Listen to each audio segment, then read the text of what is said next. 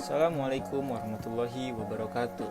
Kami dari kelompok 8 ingin menyajikan materi mengenai penilaian pendapatan residual atau residual income valuation dengan dosen pengampu yaitu Ibu Dewi Cahyani Pangestuti SEMM.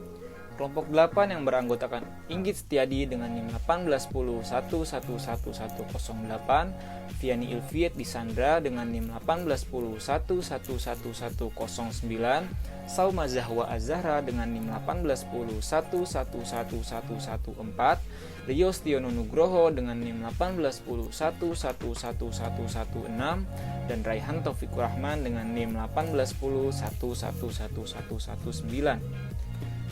Selanjutnya ada topik pembahasan. Di sini ada 3 topik pembahasan. Yang pertama ada introduction, yang kedua ada residual income, di mana di dalam residual income ini terdapat the general residual income in equity valuation, commercial implementation. Yang ketiga ada residual income model. Di dalam residual income model ini terdapat the general residual income model, fundamental determinant of residual income, single stage residual income valuation, dan multi stage residual income valuation. Baik, kita masuk ke yang pertama yaitu introduction. Residual income valuation. Di sini model pendapatan residual dari nilai ekuitas telah menjadi alat yang diakui secara luas, baik dalam praktik investasi maupun penelitian. Secara konseptual, sisa pendapatan adalah laba bersih dikurangi biaya untuk biaya peluang pemegang saham umum dalam menghasilkan laba bersih. Ini adalah sisa atau sisa pendapatan setelah mempertimbangkan biaya semua model perusahaan. Model pendapatan residual secara eksplisit mengakui biaya semua modal yang digunakan dalam menghasilkan pendapatan. Yang kedua ada residual income. Residual income. Laporan keuangan tradisional pada dasarnya membiarkan pemilik memutuskan apakah pendapatan menutupi biaya peluang mereka.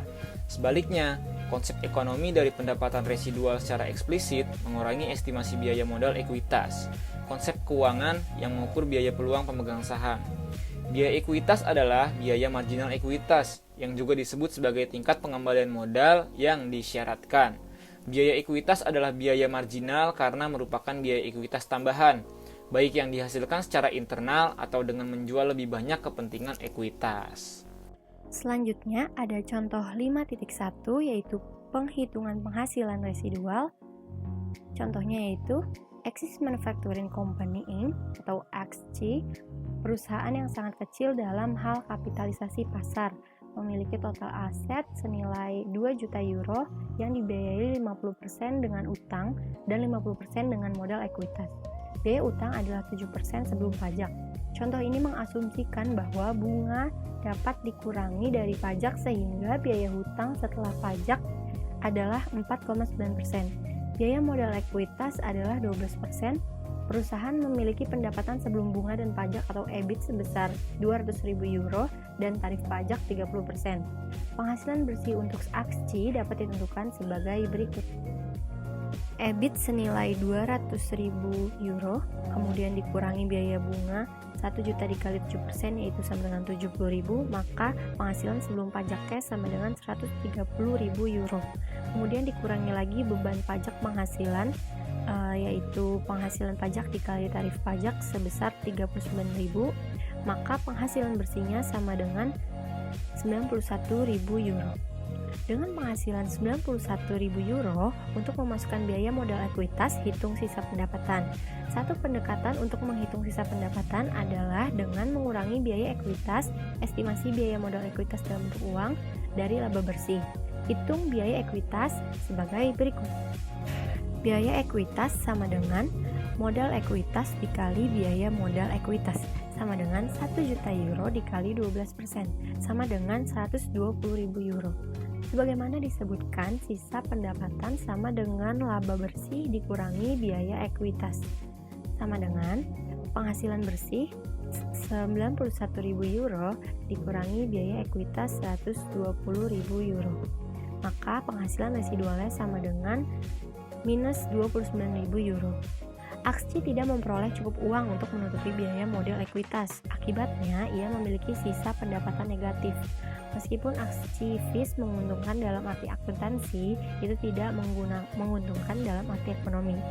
Dalam contoh 5.1, pendapatan residual dihitung berdasarkan laba bersih dan biaya untuk biaya modal ekuitas. Dalam pendekatan kedua ini yang mengambil perspektif semua penyedia modal, baik utang maupun ekuitas. Biaya modal, yaitu total modal perusahaan dalam bentuk uang, dikurangi dari laba operasi setelah pajak perusahaan. Dalam kasus aksi, dalam contoh 5.1, biaya modal adalah 169.000 euro sebagai berikut. Biaya ekuitas 0,12 dikali 1 juta euro sama dengan 120.000. Kemudian biaya hutang 0,07 dikali 1 dikurang 0,30 dikali 1 juta euro sama dengan 49.000. Maka keduanya dijumlahkan dan total biaya modalnya sebesar 169 euro. Laba operasi bersih setelah pajak atau NOPAT perusahaan adalah 140.000 euro yang didapat dari 200.000 euro dikurangi pajak 30%. Biaya modal 169 euro lebih tinggi dari laba operasi setelah pajak 140 euro oleh 29.000 euro. Angka yang sama diperoleh pada contoh 5.1. Seperti diilustrasikan dalam tabel berikut, kedua pendekatan menghasilkan hasil yang sama dalam kasus ini karena dua asumsi. Pertama, contoh ini mengasumsikan bahwa biaya marginal hutang sama dengan biaya hutang saat ini, yaitu biaya yang digunakan untuk menentukan laba bersih. Secara khusus, dalam hal ini beban bunga setelah pajak yang dimasukkan dalam laba bersih yaitu 49 euro sama dengan 70.000 euro dikali 1 minus 30%, sama dengan biaya pajak setelah pajak yang dimasukkan ke dalam biaya modal. Kedua contoh ini mengasumsikan bahwa bobot yang digunakan untuk menghitung biaya modal berasal dari nilai buku hutang dan ekuitas. Secara khusus, ia menggunakan bobot hutang 50% dan ekuitas 50%. Nah, berikut adalah tabelnya. Dalam contoh ini, laba operasi bersih setelah pajak atas total aset adalah 7%, yaitu dari 140.000 euro dibagi dengan 2 juta euro yang merupakan 1,45 poin persentase kurang dari biaya modal efektif perusahaan sebesar 8,45%, yaitu dari 169.000 euro dibagi 2 juta euro. Selanjutnya ada penggunaan pendapatan sisa dalam penilaian ekuitas. Untuk mengilustrasikan pengaruh pendapatan residual terhadap penilaian ekuitas menggunakan kasus aksi yang disajikan dalam contoh 5.1 tadi, asumsikan yang sebagai berikut. Awalnya ekuitas aksi dijual dengan nilai buku 1 juta euro dengan 100.000 saham yang beredar. Dengan demikian, nilai buku aksi per saham dan harga saham awal keduanya adalah 10 euro. Laba per saham atau EPS-nya adalah 0,91 euro dari 91.000 euro dibagi 100.000 saham. Penghasilan akan berlanjut di level saat ini tanpa batas. Kemudian seluruh laba bersih dibagikan sebagai dividen. Selanjutnya, karena aksi tidak menghasilkan biaya ekuitasnya seperti ditunjukkan dalam contoh 5.1 tadi, harga saham perusahaan harus turun. Mengingat informasi itu, aksi menghancurkan nilai 29.000 euro per tahun yang sama dengan 0,29 euro per saham yang didapat dari 29.000 euro dibagi 100.000 saham. Diskon pada biaya ekuitas 12%, nilai sekarang dari keabadian adalah 2,42 euro, yaitu didapat dari 0,29 euro dibagi 12%.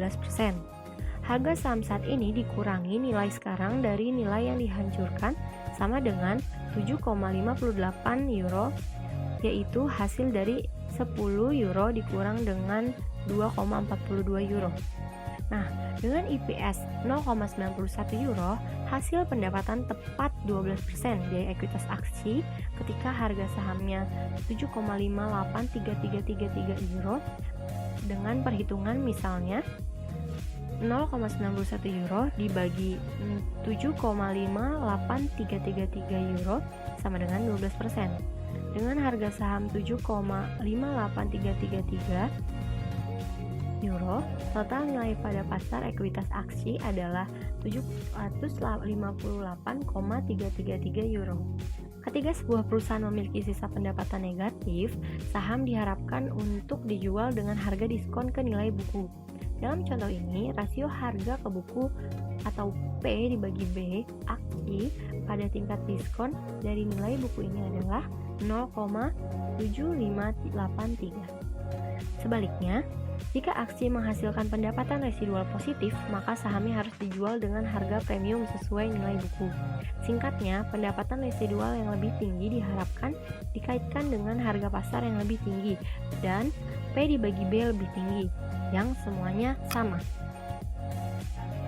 Selanjutnya adalah implementasi komersial. Salah satu contoh dari beberapa implementasi komersial yang bersaing dari sisa pendapatan konsep adalah nilai tambah ekonomis atau Economic Value Added atau EVA. Secara khusus, nilai tambah ekonomis dihitung sebagai berikut. EVA sama dengan NOPAT dikurang C% dikali TC, di mana keterangannya NOPAT adalah laba beroperasi bersih perusahaan setelah pajak, C% adalah the cost of capital atau biaya modal, dan TC adalah total capital atau modal. Dalam model ini, NOPAT dan TC ditentukan berdasarkan akuntansi yang diterima secara umum, prinsip dan disesuaikan untuk sejumlah item. Beberapa penyesuaian yang lebih umum termasuk yang berikut ini. Biaya penelitian dan pengembangan R&D dikapitalisasi dan diamortisasi alih-alih dibebankan. Dalam hal investasi strategis yang tidak diharapkan untuk menghasilkan pengembalian segera, biaya modal ditangguhkan sampai nanti. Kemudian goodwill dikapitalisasi dan tidak diamortisasi. Pajak tangguhan dihapuskan sehingga hanya pajak tunai yang diperlakukan sebagai beban. Setiap cadangan LIFO inventaris terakhir masuk keluar pertama ditetapkan kembali ke modal, dan setiap kenaikan cadangan LIFO ditambahkan saat menghitung NOPAT. Sewa operasi diperlakukan sebagai sewa modal dan item yang tidak berulang disesuaikan. Pada subbab berikutnya, kita akan membahas tentang residual income model. Residual income model atau model penilaian sisa pendapatan menganalisis nilai intrinsik ekuitas sebagai jumlah dari dua komponen. Komponen pertama yaitu nilai buku saat ini dari ekuitas, dan yang kedua nilai sekarang dari sisa pendapatan masa depan yang diharapkan.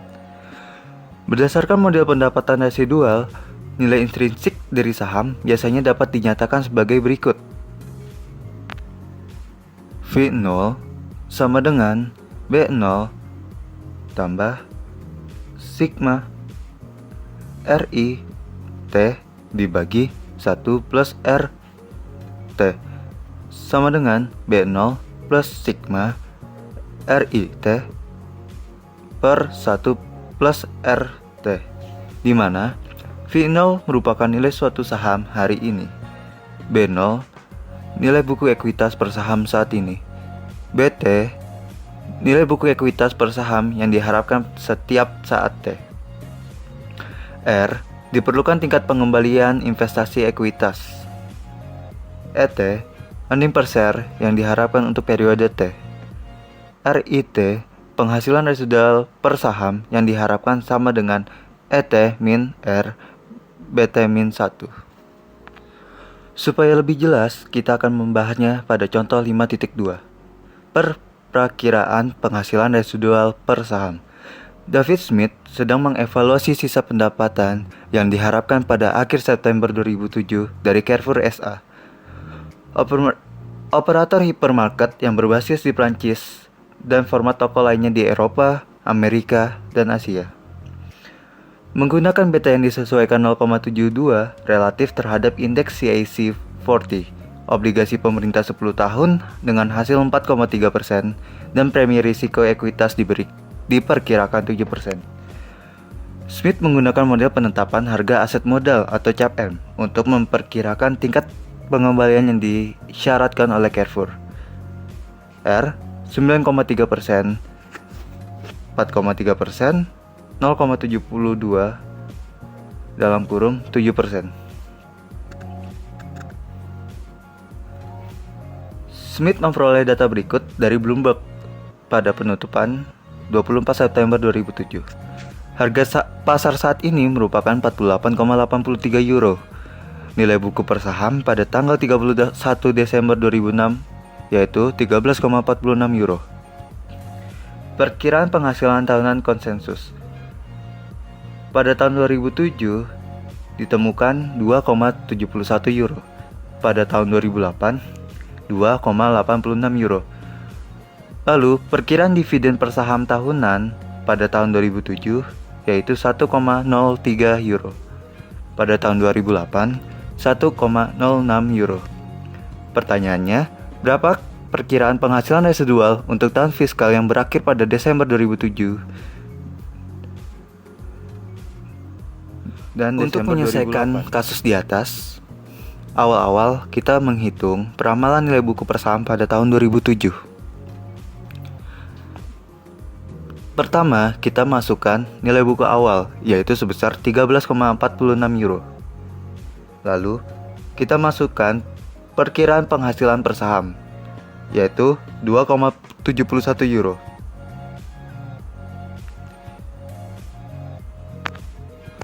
Lalu, kita kurangkan dengan ramalan dividen, yaitu 1,03. Maka kita menemukan tambahan perubahan laba ditanya yaitu 1,68.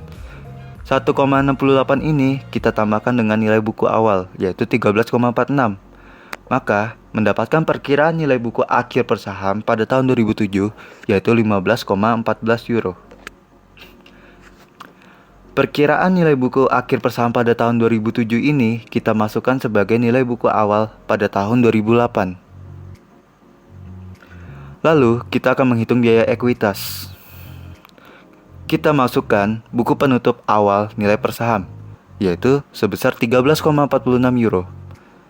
Lalu, kita kalikan dengan biaya ekuitas, yaitu sebesar 0,093. Maka, kita akan menemukan biaya ekuitas per saham, yaitu 1,25. Pada 2008, kita menghitung biaya ekuitas sama dengan 2007. Hanya membedakan pada buku penutup awal nilai per saham. Jika 2007 memakai nilai buku awal pada tahun 2007, sedangkan untuk tahun 2008 menggunakan nilai buku awal pada tahun 2008. Selanjutnya, kita akan memperkirakan per saham untuk sisa pendapatan. Kita memasukkan perkiraan earning per share, yaitu sebesar 2,71 euro, sedangkan pada tahun 2008 sebesar 2,86 euro. Selanjutnya, kita akan mengurangi perkiraan IPS dengan biaya ekuitas. Biaya ekuitas ini kita dapatkan dari perhitungan sebelumnya, yaitu sebesar 1,25 untuk tahun 2007, sedangkan 1,41 untuk tahun 2008. Maka kita mendapatkan pendapatan residual per saham, yaitu 1,46 euro untuk tahun 2007 dan 1,45 euro. Selanjutnya, kita akan membahas contoh 5 strip 3 menggunakan model penghasilan residual. Earning per share book properties yang diharapkan adalah $2, $2,5, dan $4 untuk 3 tahun ke depan. Analis memperkirakan bahwa book akan membayar dividen sebesar $1, $1,25, dan $12,25 untuk ketiga tahun. Dividen terakhir diantisipasi sebagai dividen likuidasi. Analis mengharapkan book akan berhenti beroperasi setelah tahun ketiga. Nilai buku book saat ini adalah $6 per saham, dan tingkat pengembalian atas ekuitas yang disyaratkan adalah 10%. Pertama, hitung nilai buku per saham dan sisa pendapatan untuk 3 tahun ke depan. Yang kedua, perkirakan nilai persediaan menggunakan model sisa pendapatan yang diberikan dalam persamaan 5 strip 3. Yang ketiga, konfirmasikan estimasi penilaian Anda pada pertanyaan 2 dengan menggunakan dividen diskon untuk yang pertama. Nilai buku dan sisa pendapatan untuk 3 tahun mendatang ditunjukkan pada tampilan 5 strip 3. Untuk awal, kita akan berfokus pada tahun pertama. Awal-awal kita masukkan nilai buku awal per saham, yaitu sebesar $6. Lalu kita masukkan laba bersih per saham atau earning per share sebesar $2. Lalu kita kurangi dengan dividen per sahamnya yaitu 1. Maka kita menemukan perubahan laba ditahan yaitu 1. Perubahan laba ditahan ini kita tambahkan dengan nilai buku awal per saham. Maka kita mengakhiri nilai buku per saham pada tahun pertama yaitu sebesar $7. $7 ini akan kita jadikan sebagai nilai buku awal per saham pada tahun kedua. Untuk selanjutnya, laba bersih per saham, dividen per saham, memasukkan angka yang terdapat pada soal, yaitu 2,50 dan 1,25. Maka kita akan menemukan nilai akhir buku per saham yaitu sebesar $8,25. $8,25 ini akan kita masukkan sebagai nilai buku awal per saham pada tahun ketiga. Dan cara selanjutnya sama seperti tahun pertama dan kedua. Lalu kita akan memasukkan laba bersih per saham sebesar $2, 2,5, dan 4. Lalu kita kurangi dengan biaya ekuitas per saham yaitu 0,6, 0,7, dan 0,85. Maka kita menemukan penghasilan residual sebesar $1,4 untuk tahun pertama, 1,80 untuk tahun kedua, dan 3,175 untuk tahun ketiga. Solusi kedua, untuk menghitung nilai persediaan menggunakan model pendapatan residual adalah V0 sama dengan 6 ditambah 1,40 dibagi 1,10 pangkat 1 ditambah 1,80 dibagi 1,10 pangkat 2 ditambah 3,175 dibagi 1,10 pangkat 3 sama dengan 6 ditambah 1,27 ditambah 1,48 ditambah 2,38 sama dengan $11,15. Solusi 3, untuk menghitung nilai persediaan menggunakan pendekatan dividen diskon adalah V0 sama dengan 1 dibagi 1,10 pangkat 1 ditambah 1,25 dibagi 1,10 pangkat 2 ditambah 12,25 dibagi 1,10 pangkat 3 sama dengan 0,9091 ditambah 1,0331 ditambah 9,2036, hasilnya menjadi $11,15.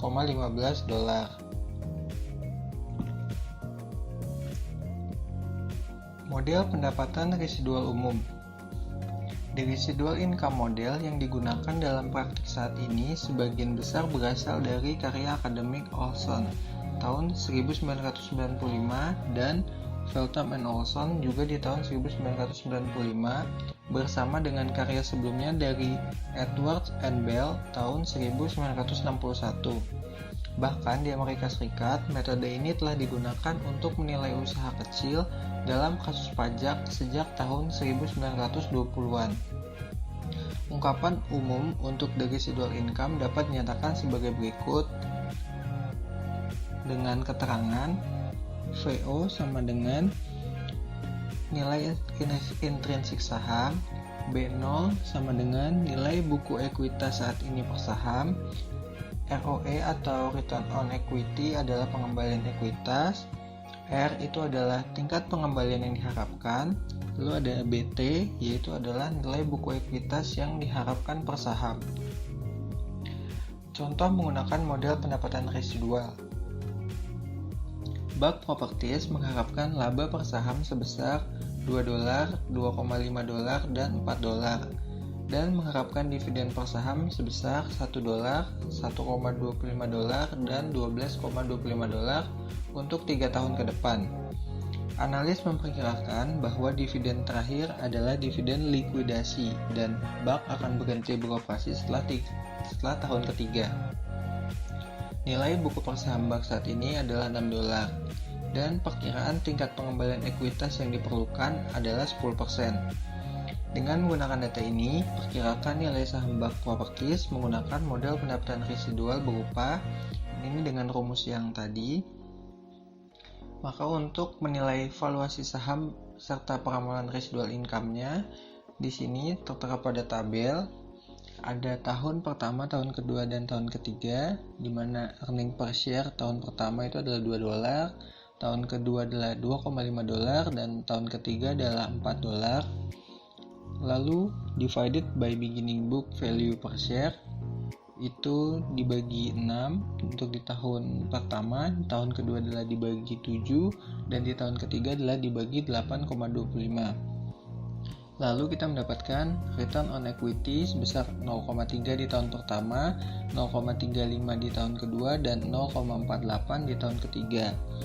Lalu less required rate of return on equity ini dikurangi 0,1 di tahun pertama, di tahun kedua juga dikurangi 0,1, begitu juga dengan di tahun ketiga dikurangi dengan 0,1. Maka kita akan mendapatkan abnormal rate of return, yaitu sebesar di tahun pertama adalah 0,23, di tahun kedua adalah 0,25, dan di tahun ketiga adalah 0,38. Lalu dikali dengan beginning book value per share, di tahun pertama ini dikali 6, di tahun kedua ini dikali 7, dan di tahun ketiga ini dikali 8,25. Residual income atau ROE dikurangi R ini dikali dengan beginning book value. Maka tadi kita sudah mendapatkan hasilnya, maka di tahun pertama sebesar $1.400, di tahun kedua $1.800, dan di tahun ketiga sebesar $3.175. Lalu perkiraan menentukan nilai saham dengan rumus sebagai berikut, mana V0 sama dengan $6 ditambah 1,40 dibagi 1,10 pangkat 1 ditambah 1,80 dibagi 1,10 pangkat 2 ditambah 3,175 dibagi 1,10 pangkat 3, maka sama dengan 6 ditambah 1,27 ditambah 1,48 ditambah 2,38, maka akan mendapatkan hasil $11,15. Selanjutnya ada faktor dasar dari pendapatan residual. Secara umum, the residual income model tidak membuat asumsi tentang pendapatan masa depan dan pertumbuhan dividen. Jika pendapatan konstan dan pertumbuhan dividen diasumsikan, versi dari the residual income model dapat digunakan. Ungkapan berikut ini dapat digunakan untuk price to book ratio atau P/B yang dibenarkan berdasarkan perkiraan fundamental dengan menggunakan asumsi DDM Gordon atau pertumbuhan konstan dan persamaan laju pertumbuhan berkelanjutan dengan G sama dengan B dikali ROE. Berikut adalah rumusnya.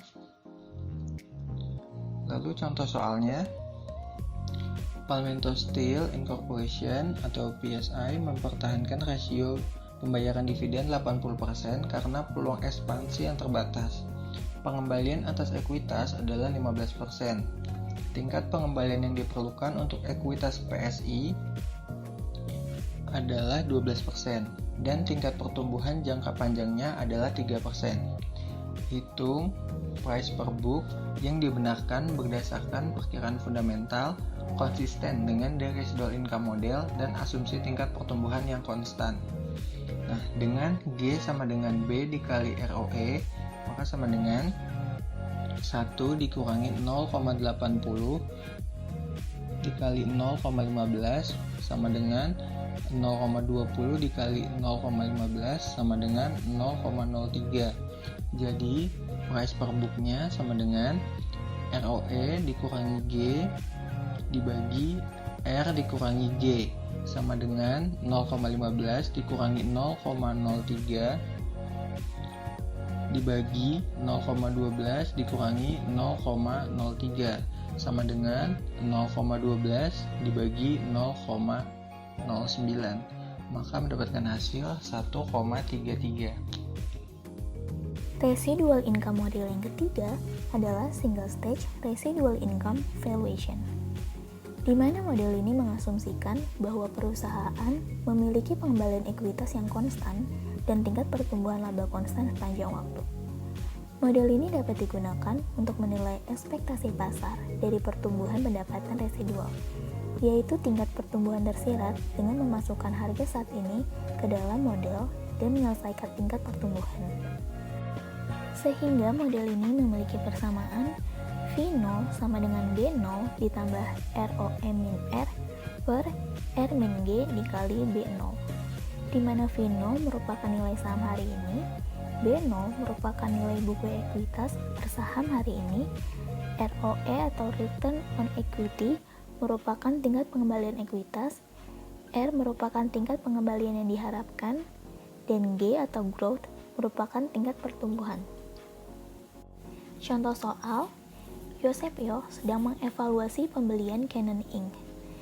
Nilai buku saat ini per saham adalah $18,81 dan harga per saham saat ini adalah $51,90 dari value line 2 November 2007. Yoh mengharapkan ROE jangka panjang menjadi 16% dan pertumbuhan jangka panjang menjadi 8%. Dengan asumsi bahwa ekuitas sebesar 11%, berapa nilai intrinsik saham Canon yang dihitung menggunakan model pendapatan residual tahap pertama atau single stage? Soal tersebut dapat dijawab dengan rumus V0 sama dengan B0 ditambah ROE min R per R min G dikali B0. V0 sama dengan $18,81 ditambah 0,16 dikurang 0,11 per 0,11 dikurang 0,8 dikali $18,81. Sehingga didapatkan nilai intrinsik saham Canon sebesar $50,16. Dilanjut dari soal sebelumnya, Yosepio ingin mengetahui tingkat pertumbuhan yang dipersepsikan pasar, mengingat dia merasa nyaman dengan masukan lainnya. Diketahui harga per saham Canon saat ini sebesar $51,90. Maka berapa besar tingkat pertumbuhannya? Soal ini dapat dijawab dengan rumus yang sama, yaitu V0 sama dengan B0 ditambah ROE min R per R min G dikali B0. Diketahui V0 sama dengan $51,90. Maka $51,90 sama dengan $18,81 ditambah 0,16 dikurang 0,11 per 0,11 dikurang G dikali $18,81, sehingga didapatkan G atau tingkat pertumbuhan Canon sebesar $8,16. Dari kedua contoh tersebut dapat disimpulkan bahwa perusahaan dinilai lebih dari 2 kali nilai bukunya karena ROE-nya melebihi biaya ekuitas. Karena jika ROE sama dengan biaya ekuitas, perusahaan akan dinilai sebesar nilai buku. Namun jika ROE lebih rendah dari biaya ekuitas, perusahaan akan memiliki pendapatan residual negatif dan dinilai kurang dari nilai buku. Sehingga jika sebuah perusahaan tidak memiliki prospek untuk dapat menutupi biaya modalnya, likuidasi perusahaan dan pemindahan aset dapat menjadi solusi yang tepat. Residual income model yang terakhir adalah multi-stage residual income valuation, di mana model ini merupakan pendapatan residual setelah peramalan berjangka. Seperti model penilaian lainnya, peramalan berjangka untuk tahap awal harus didasarkan pada kemampuan untuk meramalkan input dalam model secara eksplisit, karena ROE telah ditemukan kembali ke tingkat rata-rata dari waktu ke waktu dan dapat turun ke biaya ekuitas dalam lingkungan yang kompetitif. Pendekatan pendapatan residual sering memodelkan ROE yang memudar ke arah biaya ekuitas. Saat ROE mendekati biaya ekuitas, pendapatan residual mendekati 0. ROE yang sama dengan biaya ekuitas akan menghasilkan pendapatan residual 0. Model finite horizon dari penilaian pendapatan residual mengasumsikan bahwa pada akhir waktu berjangka T, premi tertentu di atas nilai buku ada untuk perusahaan, Dalam hal ini, nilai saat ini sama dengan berikut. Menurut Baumann, pada tahun 99 terdapat dua alternatif.